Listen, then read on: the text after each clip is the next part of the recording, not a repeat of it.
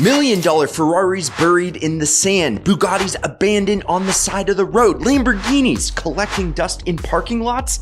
How does this all happen? Who's walking away from their dream cars? And wait a second, can I buy one? Today, we're gonna dive into the wildest phenomena in the automotive world, the thousands of abandoned supercars in Dubai. Like, subscribe, and let's go.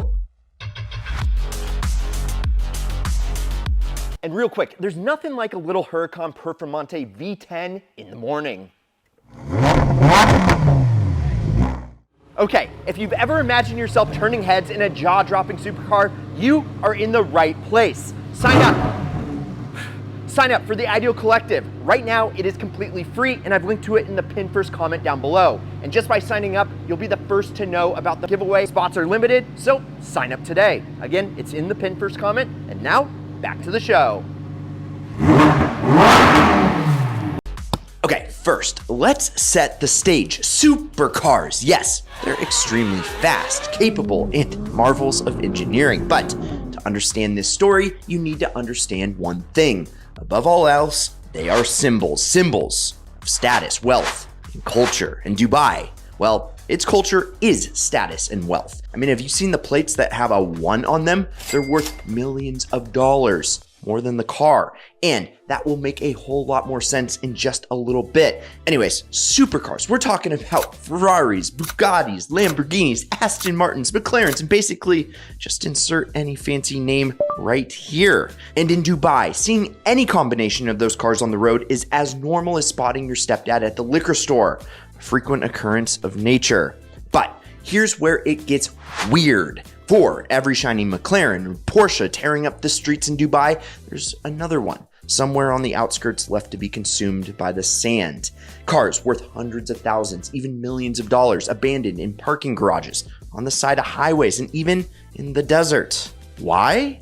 And how did this become such a widespread issue? Well, to understand this bizarre phenomenon, we need to dig deeper into the life in Dubai. While it is a city of immense wealth, it's also a city of very high stakes. Casinos, anyone? And that's where my whole supercars are a symbol idea comes in. You see, the population of Dubai and the UAE as a whole is made up of something like 80% of foreign workers. The massive oil industry there, coupled with its strategically located port, means many expats come here for high-paying jobs, new projects, and most importantly, status. S-T-A-T-U-S.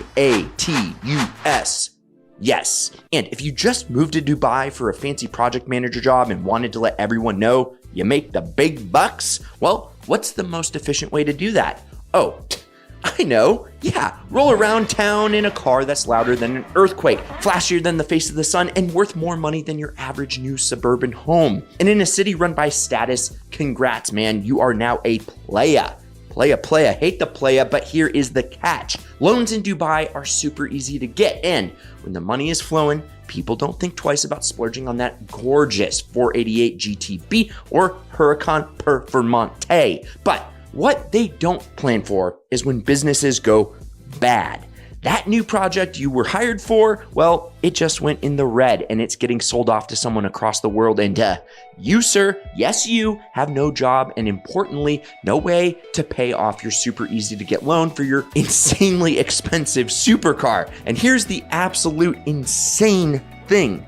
In the UAE, missed payments aren't just a strike on your credit score. That kind of debt can be considered straight up theft. Yeah, which can land you in jail. That's right. Miss a car payment and you're not just dealing with a repo man, you're facing serious legal repercussions. So what do people do when they're in over their heads? Well, they flee. They leave their jobs, their homes, and yes, their supercars on the side of the road, all to avoid jail. During the 2008 financial crisis, before you were probably born, and if you were born, please hit the like button on this video, Dubai's airport saw parking lots full of abandoned cars. People left in droves, some leaving behind supercars that still had the keys in the ignition. They were still running.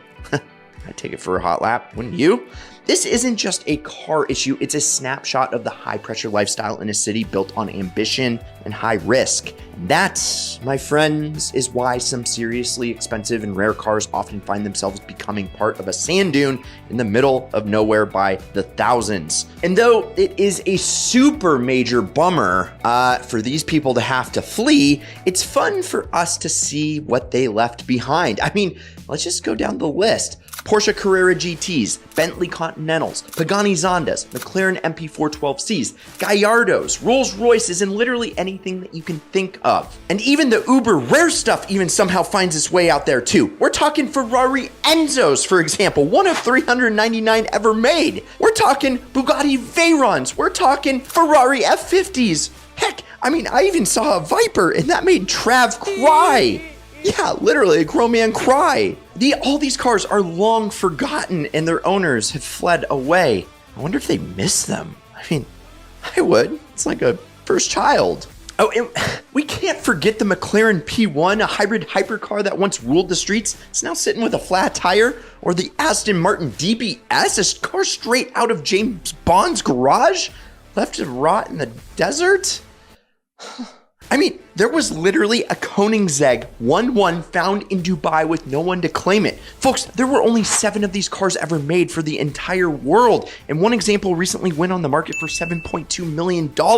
And there is one of the 7 sitting in darkness in an abandoned lot in Dubai. I mean, if no one else wants it, I will take one for the team, guys. Don't worry, it's a great work of art and I'm gonna replace my Geo Metro. So I think we're all wondering now, what the hell happens to things like these Koenigsegg's? I mean, are they just forgotten machines? Are they left there indefinitely, or do people just take them back to the dealership? Well, as far as we know, once a supercar is abandoned in Dubai, it's usually towed away by the authorities and stored in massive impound lots covered by sand. These lots are packed with row after row of high-end cars waiting for their fate to be decided. Some abandoned supercars actually end up in a kind of surprising place: the police force. Dubai's law enforcement is famous for using high-performance cars like Bugattis, Ferraris, and even Aston Martins as part of their fleet. Sure, it is a total flex, but it's also pretty practical when you get them for free. I mean, maintenance might be a lot, but hey, when so many of your citizens drive supercars, you'll need to fight fire with fire, and then more fire if anyone decides to flee the scene. But for most of these cars, well, their final destination is an auction block. Dubai regularly holds auctions where these vehicles are sold to the highest bidder. You can snag a supercar for a fraction of its original price, but there is a catch, and we ain't fishing, folks. These cars often come with their share of issues. Years and years of neglect, exposure to the sand, and even damage from accidents can make them a risky investment. And then there is the whole legal red tape. Knew this was coming. Figuring out who holds the title, whether there's any unpaid loans, or if the car was seized due to criminal activity. For a very long time, you and I and the rest of the people in this world didn't really know about this insane phenomenon. And if you're watching this video, you may have just found out about it today. And as more folks find out about this, especially ones with money or the opportunity to make money from these abandoned cars, the whole thing gets more and more expensive. There are now even specialized companies for this exact situation who hunt for these abandoned treasures, restore them to their former glory, and sell them to a lucky buyer somewhere else around the world. And to be very honest, it kind of loses the magic for me. So please stop doing that so I can win the lottery and be able to buy one of these at auction. But in all seriousness, this is one of the most fascinating things I've seen in the car world, period. And when you think about it, there are other rich countries and cities there where it's probably going on as well. You just haven't heard about it. So where is the next place? And if you're into that kind of stuff, like me, well, check out this video on the Sultan of Brunei. It's incredible. Or check out what YouTube recommends you watch next down here. I'm Brad. This is Ideal. We'll see you next week. And promise me one thing, keep living the ideal lifestyle. And I still love you guys.